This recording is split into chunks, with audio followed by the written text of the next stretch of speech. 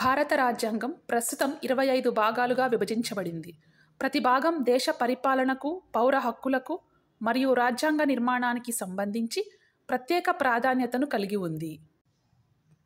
భాగం 1 భారతదేశము మరియు భూభాగాలు. దీనిలో భారతదేశాన్ని ఒక సమాఖ్య రాజ్యంగా ప్రకటించబడింది. రాష్ట్రాల ఏర్పాటు, వాటి సరిహద్దుల మార్పులు మరియు పేర్లలో మార్పులకు సంబంధించిన నిబంధనలు ఉన్నాయి. ఇందులో ఆర్టికల్ 1 నుంచి 4 వరకు పొందుపరచబడింది. ఆర్టికల్ 1 నుంచి 4 వరకు భారతదేశం సార్వభౌమ సమాఖ్య రాజ్యమని నిర్వచించారు. రాష్ట్రాల ఏర్పాటు, వాటి పేర్ల మార్పు, భూభాగాల సవరణలకు సంబంధించిన నిబంధనలు ఇందులో పొందుపరిచారు. భాగం 2 పౌరసత్వం.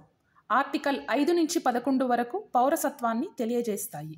దీనిని బ్రిటన్ రాజ్యాంగం నుండి గ్రహించడం జరిగింది.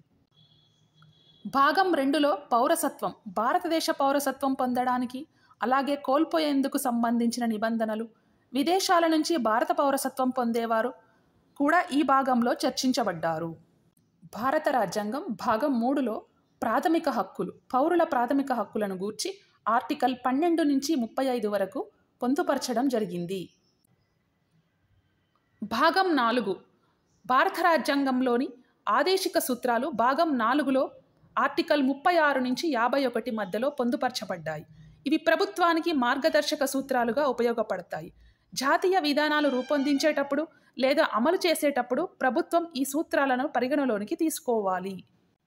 వీటి ఉద్దేశం ప్రజల సంక్షేమాన్ని సాధించడం, ఆర్థిక మరియు సామాజిక సమానత్వాన్ని ఏర్పరచడం, సమాజంలో న్యాయాన్ని, మానవ హక్కులను నిలబెట్టడం.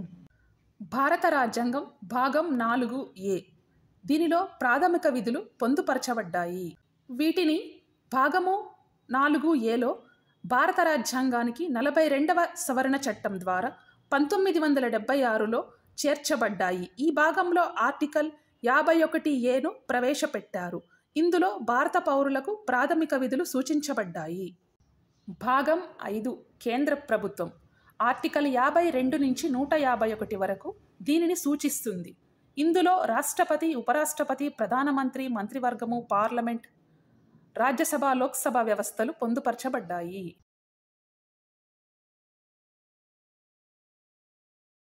భాగం 6 రాష్ట్ర ప్రభుత్వం. ఆర్టికల్ 152 నుంచి 237 వరకు దీనిని సూచిస్తుంది. దీనిలో గవర్నర్, ముఖ్యమంత్రి, రాష్ట్ర మంత్రివర్గము, రాష్ట్ర న్యాయ వ్యవస్థ గురించి వివరించబడింది.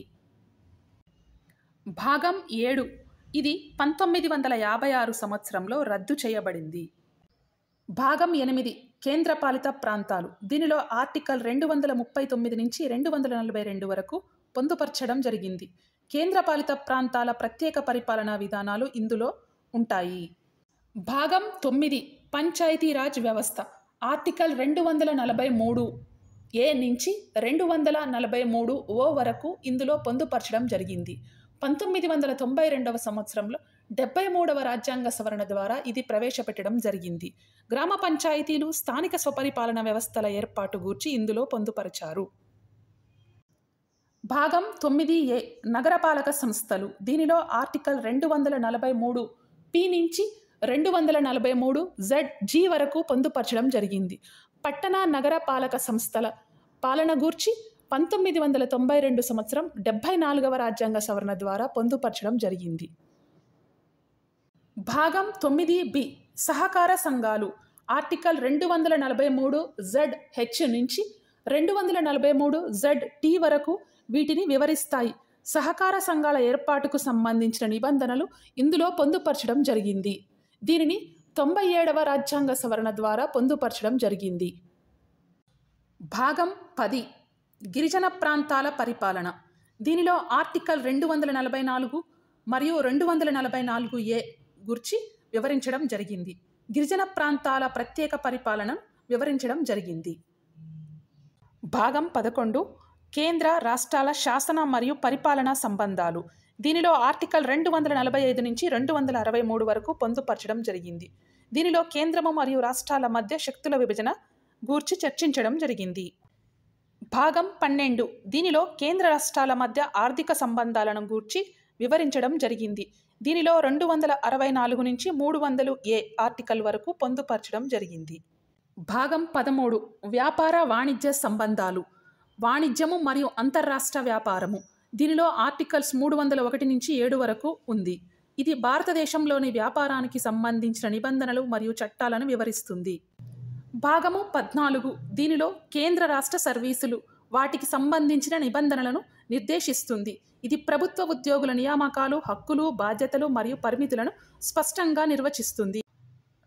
తరువాత భాగము 14A. దీనిలో పరిపాలనా ట్రిబ్యునల్స్ను చేర్చడం జరిగింది. 42వ రాజ్యాంగ సవరణ ద్వారా 1976వ సంవత్సరంలో దీనిని చేర్చారు.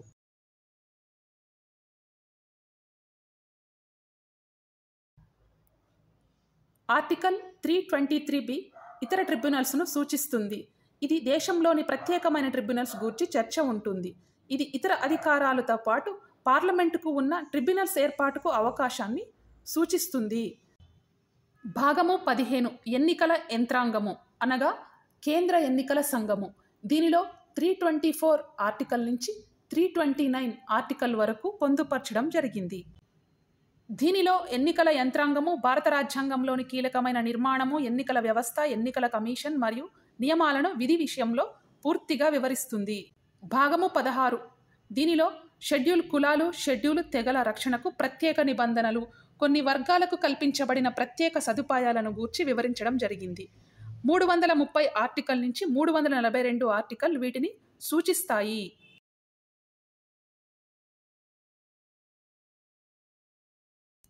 భారత రాజ్యాంగంలోని భాగము 17 అధికార భాషలను తెలియజేస్తుంది. 343 ఆర్టికల్ నుంచి 351 వరకు వీటిని వివరిస్తాయి. ఈ ఆర్టికల్స్ భారతదేశంలో అధికార భాషల వ్యవస్థను, వాటి ఉపయోగాన్ని మరియు భాషా విధానాలను నిర్దేశిస్తాయి. ఇప్పటి వరకు 22 భాషలను అధికారిక భాషలుగా గుర్తించడం జరిగింది.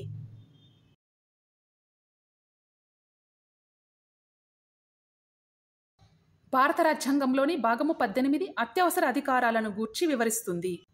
దీనిలో ఆర్టికల్స్ 352 నుంచి 360 వరకు వివరిస్తుంది.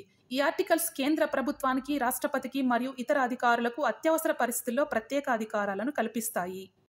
భారత రాజ్యాంగంలోని భాగము 19 ఇది రాష్ట్రపతి, గవర్నర్కు కల్పించబడిన ప్రత్యేక మినహాయింపులు మరియు నానావిధ అంశాలు, మిశ్రమ అంశాలను గూర్చి ఆర్టికల్స్ 361 నుంచి 67 వరకు వివరిస్తుంది. ఇందులో ఆర్టికల్స్ 361 నుంచి 67 వరకు ప్రెసిడెంట్, ఉపరాష్ట్రపతి, గవర్నర్ మరియు ఇతర ఉన్నతాధికారులకు కల్పించబడిన ప్రత్యేక మినహాయింపులను, వారి బాధ్యతలను మరియు ఆర్థిక వ్యవస్థలో ఉన్న సమస్యలను వివరిస్తాయి. రాష్ట్రపతి, గవర్నర్కి ఉన్న ప్రత్యేక ప్రయోజనాలను వివరిస్తుంది. రాజ్యాంగంలోని భాగము 20 రాజ్యాంగ సవరణ విధానాన్ని తెలియజేస్తుంది. ఆర్టికల్ 368 ద్వారా రాజ్యాంగంలోని నిబంధనలను సవరించడానికి అనుసరించాల్సిన విధానాన్ని ఇది నిర్దేశిస్తుంది. ఈ విధానం రాజ్యాంగాన్ని సమకాలీకరించడానికి, మారుతున్న సమాజ అవసరాలను అనుగుణంగా మార్చడానికి మరియు న్యాయపరమైన అవసరాలను తీర్చడానికి ఉపయోగపడుతుంది.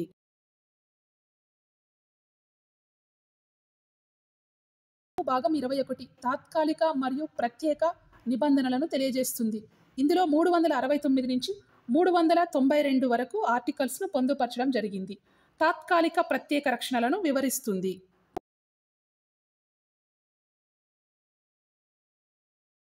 రాజ్యాంగము భాగము 22 ఇది హిందీలో సాధికారిక రాజ్యాంగ తర్జుమాను తెలియజేసే ఆర్టికల్స్ను వివరిస్తుంది. ఇది 393 నుంచి 395 వరకు ఆర్టికల్స్ను కలిగి ఉంటుంది.